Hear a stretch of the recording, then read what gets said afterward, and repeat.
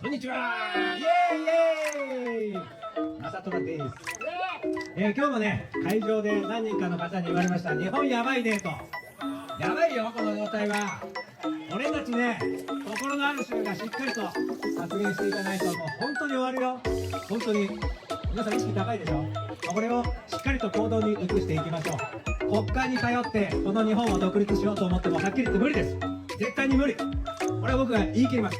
じゃあどうやって独立するかといえばね、地方で自活する、衣食住エネルギー、なるべく自給自足をすること、こういう意識を持った首長をそれぞれの地域で誕生させること、これが一番手っ取り早いです。心あるそう政治家に押し上げていただくということ、これが一番大事。そして何よりもやっぱり個々で衣食住エネルギーの地産地消、とにかく自分自身お一人お一人が意識を持ってやっていくということが最も求められます。